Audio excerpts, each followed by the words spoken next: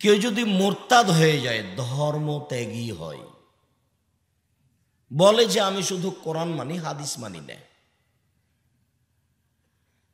বলে যে কোরআন আল্লাহর বিধান নয়, বলে যে গাভীর দুধ হারাম, বলে যে মদ হালাল, তাহলে ও মুরতাদ, ও ধর্ম ত্যাগ করেছে, তাকে হত্যা করতে হবে। সরকারিভাবে তাকে মঞ্চে নিয়ে যাওয়া হয়েছে, ফাঁস দেওয়াও হয়েছে, তখনও বলছে আমার ভুল হয়েছে, আমার ভুল হয়েছে, আমি কথা আমি ফিরিয়ে নিলাম, তাহলে তাকে হত্যা করতে হবে না, ও বেঁচে গেল।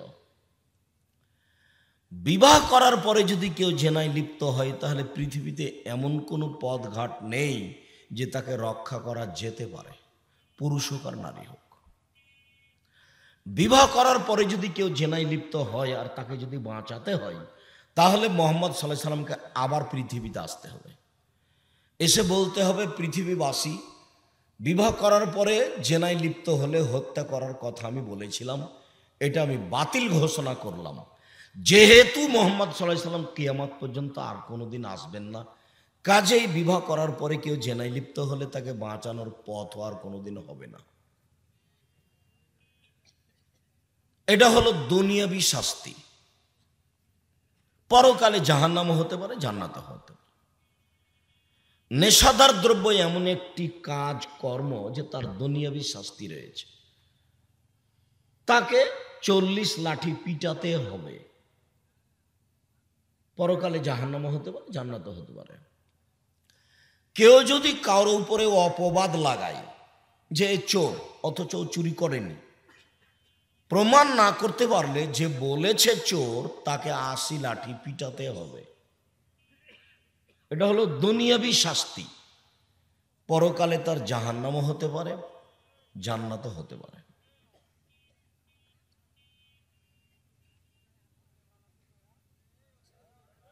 নেশাদার দ্রব্য পান করলে দুনিয়াবি শাস্তি রয়েছে। উমর রাদিয়াল্লাহু তাআলা আনহুর সিদ্ধান্ত অনুযায়ী তাকে 80 লাঠি পিটাতে হবে।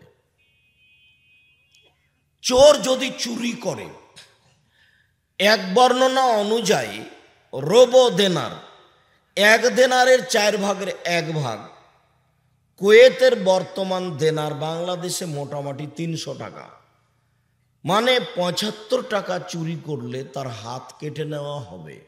এটা দুনিয়াবি শাস্তি। পরকালে তার জাহান্নামও হতে পারে, জান্নাতও হতে পারে। আয়েশা রাদিয়াল্লাহু তাআলা আনহা বলেন, রাসূল সাল্লাল্লাহু আলাইহি সাল্লাম বলেছেন, ঢাল চুরি করলে তার হাত কেটে নেওয়া হবে। 1 ঢাল সেই কালে মূল্য ছিল 300 দারাহেমা, 3 দিরহাম।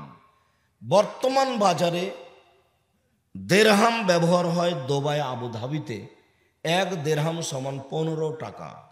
তাতে 3-15-45 টাকা চুরি করলে তার হাত কেটে নেওয়া হবে। এটা দুনিয়াবি শাস্তি।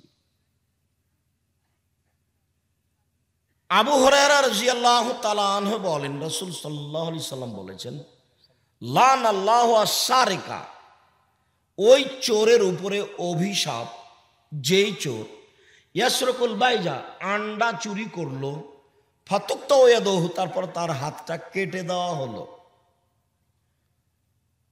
ওয়াসরিকুল হাবালা ফাতুক্তা ইয়াদহু, একটা রশি চুরি করলো, তার হাতটা কেটে দেওয়া হলো। অত্র হাদিসে বোঝা যাচ্ছে বর্তমান বাজারে একটা ডিম 5 থেকে 10 টাকা থেকে 15 টাকা চুরি করলে হাত কেটে দেওয়া হবে। হাদিসগুলি সব বুখারী, মুসলিম। সম্মানিত দিনী ভাই বোন, চুরি করলে চুরির বিধান তার হাত কেটে দেওয়া দুনিয়াতেই। একবার চুরি করলে 1 হাত, আর একবার চুরি করলে বিপরীত পা, আর একবার চুরি করলে হাত, আর একবার চুরি করলে তার পা, এই 4 হাত পা কেটে দেওয়া হবে বলে মুহাম্মদ সাল্লাল্লাহু আলাইহি সাল্লাম বলেছেন। এটা চুরির সিদ্ধান্ত। আল্লাহ তাআলা বলেছেন, চোর আর চূর্ণীর হাত কেটে দাও। সারা জীবন একটা হাত কাটা থাকলে কত অসুবিধা। হাতে যখন কোনো অসমস্যা হয়, হাত ভেঙে যায় বা একটা আঙ্গুলে ব্যথা হয়ে থাকে, তখন হাতটা কাজে লাগাতে পারি না, তখন বোঝা যায় কত অসুবিধা। তো চোরের বিধান হলো এইটা যা মোহাম্মদ সাল্লাল্লাহু আলাইহি সাল্লাম বলেছে, আর যা বললাম এর 19-20-এর কোনো সুযোগ নেই। তবে হাদিসের ভিত্তিতে এইভাবে বললাম, কোনো হাদিসের ভিত্তিতে 75 টাকা হয়, বর্তমান বাজারে মোটামুটি ধরা যেতে পারে প্রায় 75। বর্তমান বাজারে 45 টাকা হয়, মোটামুটি ধরা যেতে পারে প্রায় 45। বর্তমান বাজারে একটা ডিমের দাম 5 টাকা, 10 টাকা, 15 টাকা, মোটামুটি ধরা যেতে পারে এরকম দাম। এরকম চুরি করলে তার হাত কেটে নেওয়া হবে বলে মোহাম্মদ সাল্লাল্লাহু আলাইহি সাল্লাম ঘোষণা দিয়েছেন। হাদিস সব বুখারী মুসলিম। মানে আম গাছে জাম ধরতে পারে ধরে না, অমাবস্যার রাতে চাঁদ উঠতে পারে উঠে না, শোয়ের ছিদ্র দিয়ে লাঙ্গলের ফল ঢুকতে পারে ঢোকে না, শোয়ের ছিদ্র দিয়ে লাঙ্গলের ফল ঢোকে যেতে পারে, আম গাছে জাম ধরে যেতে পারে, অমাবস্যার রাতে চাঁদ উঠে যেতে পারে, এগুলো ঘটে যেতে পারে। কিন্তু আমি যে কথা বললাম যে এই কারণে হাত কেটে নেওয়ার কথা বলেছেন মোহাম্মদ সাল্লাল্লাহু আলাইহি সাল্লাম, এতে সন্দেহ আছে বলে যদি কিয়ামত পর্যন্ত মানুষ চেষ্টা করে তাহলে সরিষা ঢোকানো যাবে না, যা বলছি তাই থাকবে। তার নাম বুখারী মুসলিম। আল্লাহে আল্লাহর কসম, আল্লাহে আল্লাহর কসম, আল্লাহে আল্লাহর কসম, আমি আব্দুর রাজ্জাক বিন ইউসুফ 90 সাল থেকে নিয়ে এখন পর্যন্ত আমি কোনোদিন অপ্রয়োজনীয় বাক্য বলিনি। আল্লাহর কসম, 90 সাল থেকে নিয়ে এখন পর্যন্ত আমি কোনোদিন কেসা কাহিনী বলিনি। আল্লাহর কসম, 90 সাল থেকে নিয়ে এখন পর্যন্ত আমি কোনোদিন কারোর বিরুদ্ধে কোনো বক্তব্য দিইনি, কোনো মাযহাব নিয়ে কোনোদিন কথা বলিনি। খুব আমাকে যখন জিজ্ঞাসা করা হয়েছে যে মাযহাব মানা যাবে কি না, তখন আমি তার উত্তর বলেছি, বিচারের মাঠে আল্লাহ তাআলা যদি ইমাম আবু হানিফা রাহিমাহুল্লাহকে বলেন যে তুমি কি জনগণকে তোমাকে মানতে বলেছিলে, তখন যদি ইমাম আবু হানিফা রাহিমাহুল্লাহ এভাবে বলেন না না না আমি কাউকে বলিনি, তাহলে আপনার কি হবে?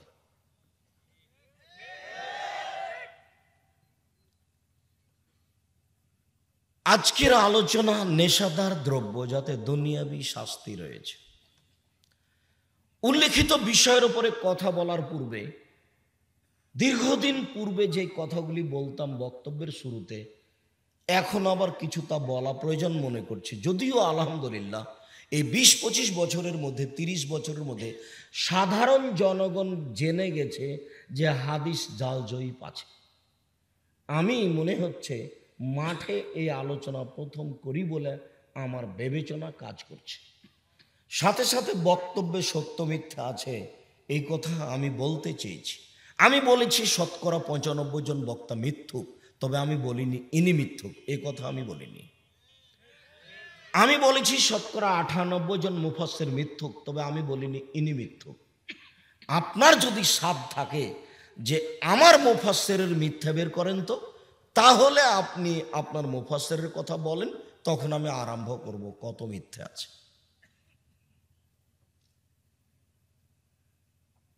তবে আমি কাউকে বলিনি যে ইনি মিথ্যুক মুফাসসির, এই কথা বলিনি। তো প্রারম্ভের আলোচনায় সম্মানিত দিনী ভাই বোন যারা যেখানে আছেন, আপনাদের কাজ কর্ম বন্ধ করুন দয়া করে। খুব কষ্ট করে এই প্রোগ্রামে নিয়ে আসা হয়েছে। মাদনগর কলেজ মাঠের জন্য কয়েকবার গেছিলেন তারা, আমি প্রোগ্রাম গ্রহণ করিনি। প্রোগ্রামেই কম যাচ্ছি, গোলাম আজমের অনেক শ্রম এখানে নিয়ে আসাতে। আজকেও আপনাদের প্রোগ্রামে আসবো না বলে সিদ্ধান্ত নিয়েছিলাম। তো যাই হোক, বিভিন্নভাবে চাপাচাপির কারণে, ইনার বলার কারণে চলে আসলাম। খুব কষ্ট করে এসেছি আলহামদুলিল্লাহ। এখন যদি আপনি দোকানপাটে বসে থাকেন তাহলে আপনি নিজেকে মানুষ মনে করবেন, এ কথা আপনার জন্য হতে পারে, তবে আপনাকে আমি পশু প্রাণী মনে করব। সেটা আমার মনে করার কিছু নেই। আল্লাহ তাআলা বলছেন, বুঝেও বুঝে না ওরা অন্তর আছে বুঝে না, দেখো দেখে না ওরা চক্ষু আছে দেখে না, শোনেও শোনে না ওরা কান আছে শোনে না, উলাইকা কালা আনাম, তারা পশু প্রাণীর মতো, তারা গরু ছাগলের মতো, তারা কুকুর শ্রীগালের মতো, ভালো হওয়া যাল বরং তার চেয়ে খারাপ। আমি তো আপনার জন্য এসেছি, আপনি কেন দোকানে বসে চা খাচ্ছেন? আজকে কেন এত চা খেতে হবে? আজকে এত জিলাপি খেতে হবে কেন? আজকে এত হাট বাজার করতে হবে কেন? নিজেকে মানুষ মনে করেন না? গরু ছাগল হয়ে গেলেন নাকি? আজকে হাট বাজার করতে হবে,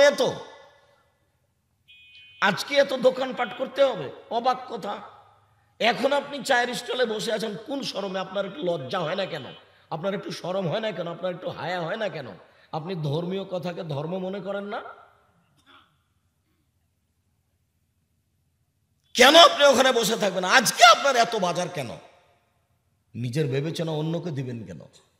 শোনেন, আমি 5টা উপদেশ নসিহত জাতির সামনে রেখেছি।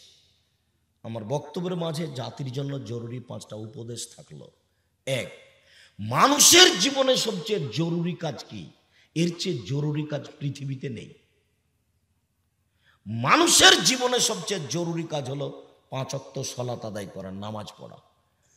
মানুষ হিসেবে পৃথিবীতে যত জরুরি কাজ আছে, হাইকোর্ট আর জজ কোর্ট আর জমি আর জায়গা আর বাপ আর মা আর অর্থ আর সম্পদ, পড়া আর শোনা, এই এই 5 ওয়াক্ত সালাতের চেয়ে মানুষের জীবনে কোনো জরুরি কাজ নেই।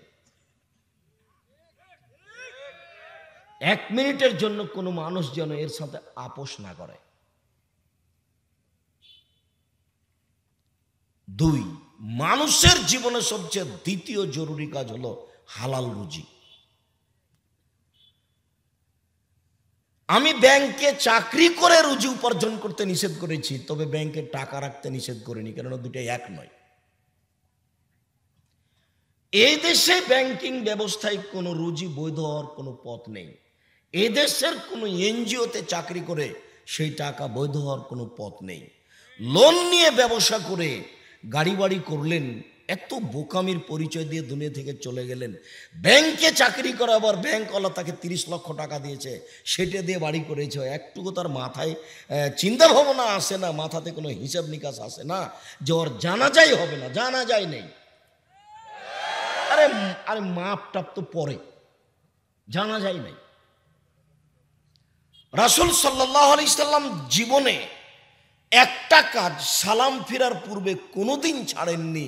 সে কথা আয়েশা রাদিয়াল্লাহু তাআলা আনহা বলেন, হাদিস বুখারী মুসলিম। সেই দোয়াটার শেষে আছে, তার নাম দোয়ায়ে মাসুরা। সেই দোয়াটার শেষে আছে, আল্লাহুম্মা ইন্নী আউযু বিকা মিনাল মা'সামি ওয়াল মাগরাম, আল্লাহুম্মা ইন্নী আউযু বিকা মিন আযাবি জাহান্নাম ওয়া আউযু বিকা মিন আযাবিল কবর ওয়া আউযু বিকা মিন ফিতনাতিল মাসীহিদ দাজ্জাল ওয়া আউযু বিকা মিন ফিতনাতিল মাহইয়া ওয়াল মামাত, আল্লাহুম্মা ইন্নী আউযু বিকা মিনাল মা'সামি ওয়াল মাগরাম। শেষ বাক্য, আল্লাহ তোমার কাছে বাঁচতে চাই ঋণ কর্য হতে, তোমার কাছে বাঁচতে চাই বড় পাপ হতে, তোমার কাছে বাঁচতে চাই ঋণ কর্য হতে, তোমার কাছে বাঁচতে চাই বড় পাপ হতে, তোমার কাছে বাঁচতে চাই ঋণ কর্য হতে, তোমার কাছে বাঁচতে চাই বড় পাপ হতে। জীবনে কোনোদিন সালাত আরম্ভ করেছেন, সালাম ফেরার পূর্বে এই দোয়া পড়েননি, এই দোয়া না পড়ে সালাম ফিরেছেন, এ কথা আয়েশা রাদিয়াল্লাহু তাআলা নাকচ করেছেন। পড়েছেন তারপরে সালাম ফিরেছেন, এ কথা আয়েশা রাদিয়াল্লাহু তাআলা না বলেন। আর আপনি সে ব্যাংকে চাকরি করেন, সে সুবাদে লোন নিয়ে আপনি বাড়ি করলেন, তার আপনার খুশির শেষ নাই। মাথা থেকে গোবর ঢোকে আছে। জবাব কি বউ দিবে? জবাব কি ছেলে মেয়ে দিবে? না কি কেউ দিবে না জবাব। আপনি মরেননি, সেই জন্য বুঝতে পারেননি। এভাবে আমি সাড়া চাইনি, মনে কিছু নিও না। আমি তোমার সাড়া এভাবে চাইনি। আমি চাচ্ছি এখন কেউ কোথাও কোনো কাজ দেখাবেন না, দয়া করে আমাকে।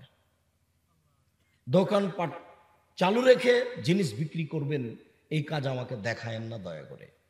নিজেকে মানুষ মনে করলে কাজ বন্ধ করে পাশে এসে, আর নাহলে স্বস্থানে বসে থেকে কথা শুনুন। আমি আপনার জন্য এসেছি, আপনার আমি কিছু না কিছু উপকার করবই করবো ইনশাল্লাহ। আমি এই জন্য এসেছি। আপনি নিজেকে মানুষ মনে করেন, গরু ছাগল পশু প্রাণী মনে করিয়েন না, এটা আমার অনুরোধ থাকছে। আমি আপনার একজন দিনী ভাই, আমি একজন মুসলিম, আপনাকে মুসলমান মনে করো তো আমি এখানে এসেছি। যদিও যে কোনো মানুষ আমাকে ডাকলে আমি সেখানে যেতে প্রস্তুত, আমার সময়ের অনুকূলে হলে। হিন্দু হোক আর মুসলমান হোক আর কোনো দলের লোক আর সংগঠনের লোক হোক, বললে আমি যাব, মুচি দিয়ে বললেও যাব।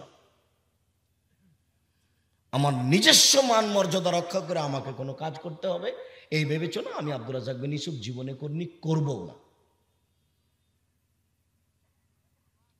হ্যাঁ, ও আমাকে পিয়ন দিয়ে ডেকে পাঠিয়েছে তাই আমাকে যেতে হবে, এরকম কথা বলার আমার প্রয়োজন নেই। আমি হলাম কচুর পাতার পানি, চাঁপাইনবাবগঞ্জের ভাষাতে কচুর পাতার পানি মানে যে কচুর পাতার উপরে পানি আছে, টলমল পড়ে পড়ে পড়ে পড়ে, তার মানে তার কোনো ভিত্তি নেই। আমার কোনো নিজস্ব ক্ষমতা নেই, আমি কোনো দল সংগঠনের ক্ষমতা রাখি না, আমার কোনো বংশীয় ক্ষমতা নেই, আমার কোনো অর্থ সম্পদ নেই, আমি নিজেকে মনে করি কচুর পাতার পানি। তাই আমি বলি জামিয়া সালাফিয়াতে প্রতি মাসে প্রায় 20 লক্ষ বেতন লাগে। 1 মাসের বেতন যদি আমাকে দিতে বলা হয়, তাহলে আমি বাকি জীবন যদি কাজ করি তো 1 মাসের বেতন করতে পারবো না। জামিয়া সালাফিয়ার শিক্ষকদের বেতন লাগে, শিক্ষিকাদের 1 মাসে প্রায় 20 লক্ষ, 1 মাসের বেতন। 3850 জন ছেলে মেয়ে আছে, 167 জন শিক্ষক শিক্ষিকা আছে, অনেক কর্মচারী। আমি এসব কাজ করতে সাহস করছি এই জন্য যে আমি 10 পয়সার ক্ষতি করিনি। আর আপনি যে আমাকে 10,000 টাকা দিয়েছেন, আপনাকে হিসাব করে রাখতে হবে, আপনাকে আমাকে চা খাওয়াতে হবে, এটা আমি প্রয়োজন মনে কোনোদিন করিনি, আজও করব না। আপনি যার জন্য টাকা দিয়েছেন তার কাছে আপনার নেকি আদায় করে নেন। এখানে আমার সাথে আমার কাছে কিছু আদায় করতে হবে, আমি আপনাকে 1 কাপ চা খাওয়াবো, আপনাকে আমি স্মরণ করব, এর জন্য জামিয়া সালাফিয়া দান করতে হবে না। আমি বলেছি আপনি টাকা না দিলেও জামিয়া সালাফিয়া গড়বে, এদেশের মাটিতে উন্নত মানের প্রতিষ্ঠান গড়বেই গড়বে, সেটা জামিয়া সালাফিয়া। আমার মনে বড় সাধ, আমি এদেশের মাটিতে উন্নত মানের প্রতিষ্ঠান গড়বই গড়বো ইনশাআল্লাহ, যেখানে ছেলেমেয়েরা বাংলা ইংরেজি আরবি উন্নত মানের শিক্ষা অর্জন করে জাতির অন্যায়ের বিরুদ্ধে লড়বে, মুখে কলমে মিডিয়ায়। সেটাই জামিয়া সালাফিয়া রূপগঞ্জ নারায়ণগঞ্জ ঢাকা, সেটাই জামিয়া সালাফিয়া ডাঙ্গিপাড়া পবা রাজশাহী, সেটাই জামিয়া সালাফিয়া তেঘরা বিরল দিনাজপুর, সেটাই জামিয়া সালাফিয়া 6 মাইল বাবুগঞ্জ বরিশাল, সেটাই আরো জামিয়া বিভিন্ন জেলাতে গড়বে বলে আমরা অনুমান করছি, মানুষে যেভাবে অনুরোধ জানাচ্ছে ইনশাআল্লাহ। আমি আমার টাকা দিয়ে গড়বে এরকম কোনো ক্ষমতা নেই, আর আপনি দিলে গড়বে এটা আমি মনে করি না, না দিলেও গড়বে। আপনি না দিলে কেউ দিবে। তখন আপনাকে আমি বলেছি যে আপনারও 10টা টাকা যাবে না জামিয়াতে, এটা আমি চাইনি, আপনিও 10টা টাকা দিয়ে পাঠাবেন, আপনিও 5,000 10,000 50,000 দিয়ে পাঠান। এবছরের জামিয়ার পরিকল্পনা, জামিয়া সালাফিয়া রূপগঞ্জ নারায়ণগঞ্জ ঢাকায় 600 থেকে 800 শতক জমি কিনবো আমরা ইনশাআল্লাহ, যার 2 থেকে 250 শতক জমি মসজিদের জন্য বরাদ্দ থাকবে, বায়তুল হাম জামে মসজিদ, যার একতলায় মুসল্লি সালাত আদায় করবে 10,000 একসাথে। এই দেশে ভারত বাংলাদেশ পাকিস্তানে সঠিক আকীদার সবচেয়ে বড় মসজিদ বলে আমরা আশা করছি ইনশাআল্লাহ। আর যেটা আপনার ডাঙ্গিপাড়া পবা রাজশাহীতে আছে, সেটা 90% জমির উপরে আছে, যার একতলাতে 3,000 মানুষ সালাত আদায় করতে পারবে, যার 2 তলার কাজ শেষের দিকে আছে। এখন পর্যন্ত প্রায় খরচ হয়েছে 10 কোটি টাকা। সেখানে আমার হিসাব আছে আমি 10 টাকার মালিক নই, সেখানে 10 কোটি টাকা খরচ হয়। সম্মানিত দিনী ভাই বোন, বলতে যাচ্ছিলাম যে যেখানে আছেন দয়া করে আমাকে কাজ দেখাবেন না, খুব ভদ্রতা বজায় রেখে কিছু সময় এক খেয়ালে চেয়ে থাকবেন, আর আমার কথায় সাড়া দিবেন না। সাড়া দিয়ে আর একজন আপনার দিকে লক্ষ্য করুক, এটা আমি চাইনি। ঘুম আসলে আপনি একটু সরে বসার চেষ্টা করবেন। সেদিনও বলেছিলাম এত রাতে আসা আমি চাইনি, আজকেও বলে যাচ্ছি এত রাতে আমি আসা চাইনি। আমাকে ডেকে নিয়ে আসলে 10টায় কথা বলার জন্য নিয়ে আসতে হবে, অন্যথায় দাওয়াত দিতে হবে না।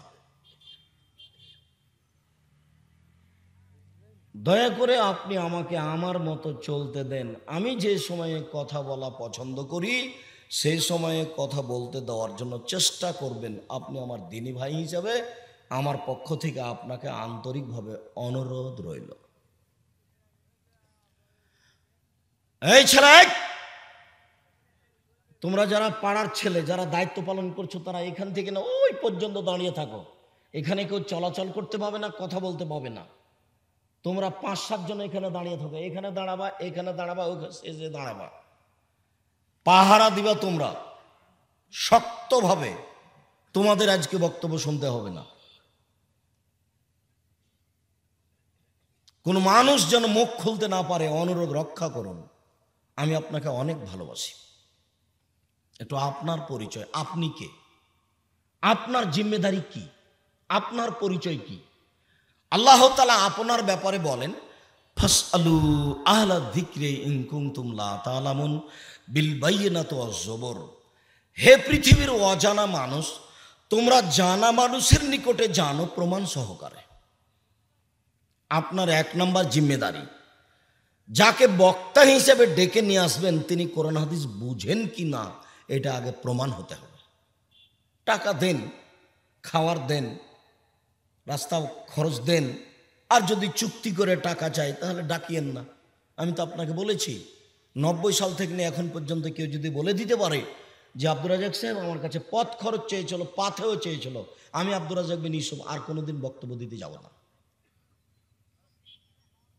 কেউ যদি আমাকে বলে দিতে পারে যে আব্দুর রাজ্জাক সাহেব যখন বলেছিলাম যে বিজ্ঞাপন পোস্টারে আপনার নামটা দিতে চাচ্ছি, কি দিব, তখন যদি আমি বলি যে এইটা দিবেন, এইটা দিবেন, দিবেন, কামেল পাস দিবেন, দাওরা দিবেন, সভাপতি দিবেন, কি কি দিবেন, এরকম আমি কিছু বলেছি, এটা প্রমাণ হয়ে গেলে আমি বক্তব্য দিব না। আমাকে যখন চাপ দিয়ে বলা হয়েছে যে কি লিখবো বলেন, তখন আমি বলেছি আমার নাম আব্দুর রাজ্জাক আর আমার বাপের নাম ইউসুফ, বাপ বেটা মিলে আব্দুর রাজ্জাক বিন ইউসুফ। এর চেয়ে আমি কোনোদিন বেশি বলিনি। আর আমাদের সামনে অত প্রশংসা চাইনি। আমি আপনাদের কাছে যেটা দাবি রেখেছি সেটা হলো আব্দুল্লাহ, আব্দুর রহমান, আব্দুর রহিম, এদের উপরে যেন মানুষের বদ নজর না লাগে, হিংসা না লাগে, ওরাকে যেন আল্লাহ দিনের খাদেম হিসেবে কবুল করেন, এটা আপনাদের উপরে আমার কাছে দিনী ভাই হিসেবে দাবি থাকলো। আমি ওদের জন্য দোয়া করে যাচ্ছি। আব্দুল্লাহ মদিনা বিশ্ববিদ্যালয়ে মাস্টার্সে পড়াশোনা করে, আব্দুর রহিম আব্দুল্লাহ জিদ্দা সৌদি বিশ্ববিদ্যালয়ে অনার্সে পড়াশোনা করে, আর আব্দুর রহিম আজহার বিশ্ববিদ্যালয় মিশর অনার্সে পড়াশোনা করে। ওরা 3 ভাই, আব্দুল্লাহ, আব্দুর রহমান, আব্দুর রহিম। আর ওরা 2 বোন, মারিয়াম। মারিয়ামের বিবাহ হয়ে গেছে, ওর স্বামী মদিনা বিশ্ববিদ্যালয় থেকে অনার্স করার পরে ওরা জিদ্দাই থাকে, মারিয়ামও জিদ্দাই থাকে। মারিয়াম কোরআনের হাফেজা ও আলেম পাস। আর আরিবা আর একটা ছোট আছে, আমাদের বাসায় থাকে, আমাদের সাথে পড়তে যাই, ওর বয়স 7-8 বছর। তো আমি এই দিক বলতে চাইনি। আব্দুল্লাহ, আব্দুর রহমান, আব্দুর রহিমের জন্য একটু দোয়া করিয়েন, আল্লাহর যেন ওদের কারো বদনজর বা কারো হিংসা যেন তাদের উপরে প্রতিক্রিয়া কাজ না করে। হিংসা খুব খারাপ জিনিস, আর বদনজর খুব খারাপ জিনিস। আল্লাহর নবী বলছেন যে তাকদির ভেঙে চুরে যদি ক্ষতি করার কিছু থাকতো তাহলে বদনজরই থাকতো। এক বদনজরের কারে ছেলে একবারে 7 দিন কান্নাকাটি করে মরে যাবে, ছোট বাচ্চা। বদনজর এত খারাপ। বদনজর, আপনার মুরগির বাচ্চাগুলো কত ভালো, পরের দিন দেখবেন বাচ্চা সবটি মরে গেছে। তাকদীরকে ভেঙে দিয়ে যদি কোনো কিছু কাজ করতে পারতো সেটা কি করত? বদনজর। ক্ষতি করার ব্যাপারে বদনজর সবচেয়ে খারাপ। 1 নম্বর জরুরি কাজ জানা মানুষের নিকটে জানবেন। 2 নম্বর জরুরি কাজ প্রমাণ সহকারে জানবেন। 95% জন বক্তা মিথ্যে বক্তব্য দিচ্ছে। আপনি ডেকে নিয়ে এসছেন, আপনি পথ খরচ দিচ্ছেন, আপনি 14 প্রকার খাবার রেডি করে রেখেছেন।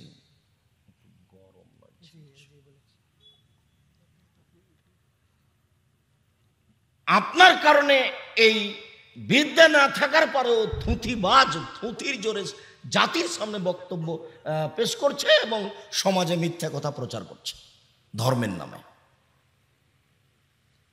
সম্মানিত দিনী ভাই বোন, আপাতত আপনার কথা আমি শেষ করলাম। আপনার কাজ কি? জানা মানুষের নিকটে জানা, প্রমাণ সহকারে জানা। দিলে পিছন দিকে দিতে হবে।